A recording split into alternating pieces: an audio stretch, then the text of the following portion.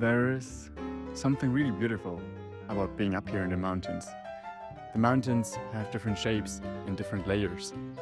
But when you look closer, you notice that some of these layers actually tell the same story, just like in algebra.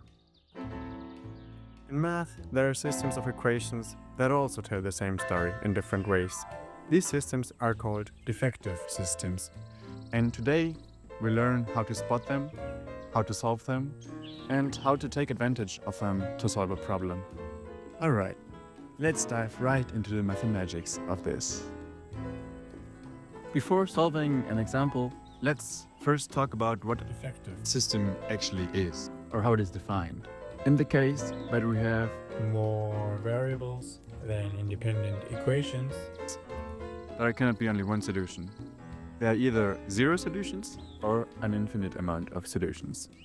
Now that we have mentioned some important things, let's work with an example. In our case, our example will be a system with three equations. The first equation is x plus y plus z is equal to 3. The second equation is 2x plus 3y plus z is equal to 7. And the third equation is 3x plus 4y plus 2z is equal to 10. It is important to clarify that the last equation is considered a redundant equation because it is derived from the other two equations. But this does not make it a redundant system. It is still a defective system, but with a redundant equation. There are several ways we could solve this. We could use substitution, solving for x in the first equation and plugging it into the other two. It works, but it can get very messy. We could also just inspect it. If you're clever, you might notice that equation 1 plus equation 2 is equal to equation 3. But we need a systematic method that proves redundancy every time, even when it's not obvious. Since our topic is matrices, we'll use the most powerful and reliable method, Gaussian elimination using an augmented matrix. This method will make the structure of the system visible and show when an equation is simply a repeat of the others. So our matrix looks like this. The left side is the coefficients for x, y, and z, and the right side of the vertical line is the answers. Our goal is to use row operations to create zeros in the bottom left corner. This is called row echelon form. First, let's get rid of the 2 in the second row. We replace row 2 with row 2 minus 2 times row 1. Take a look at it. Great.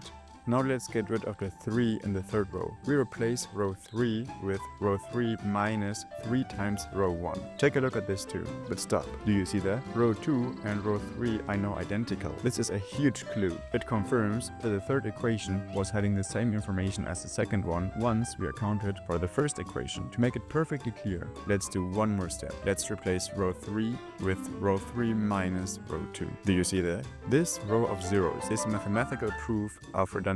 It literally translates to 0x plus 0y plus 0z is equal to 0, or 0 is equal to 0. This statement is completely true, but it gives us zero new information. Algebraically, that means that one equation is dependent on the others. In fact, the third equation is the sum of the first two equations. A linear combination. Maybe you've noticed that these equations are actually equations of planes. Geometrically, that means that the first two equations intersect on a line, and the third equation actually intersects on the same line. So it gives us no new information. Now, let's continue by solving that same system of equations.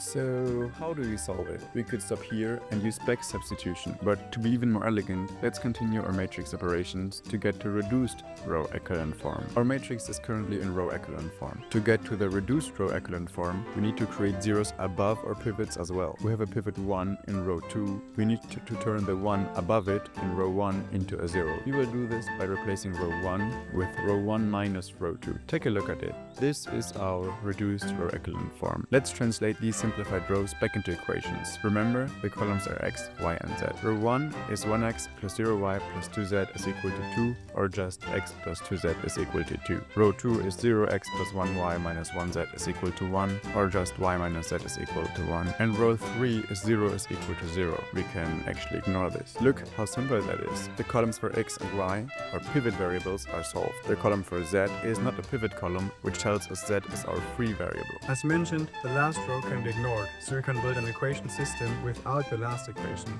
This is the most common way you will find a defective system. For that reason, we set z is equal to t, where t can be any real number. Now, we just rearrange our two equations to find x and y, as seen on this screen. This is the power of the reduced row echelon form. It often gives you the final answer with almost no substitution needed. The solution is the line described by these equations. So, as we can see, our system really only has two independent equations. Two equations and three variables. That's called Defective systems. So let's be clear. There are two cases that can exist as solutions for defective systems. In the following section, we will show you the possible outcomes. The first outcome is, if the system is inconsistent, the system has no solution. For example, When you solve this matrix, the contradiction row, like 0, 0, 0, minus 4, will show up. This row, which means 0 is equal to minus 4, is the only thing that matters. The moment you see a contradiction, the game is over and there is no solution. The second case is, if the system is consistent, it must be indeterminate. That means it has an infinite number of solutions. Here's a clean, short example of a consistent but indeterminate system. X plus y plus z is equal to 4, and 2x plus 3y plus z is equal to 7. That means that a defective system has either 0 solutions or an infinite amount of solutions, never only a single one.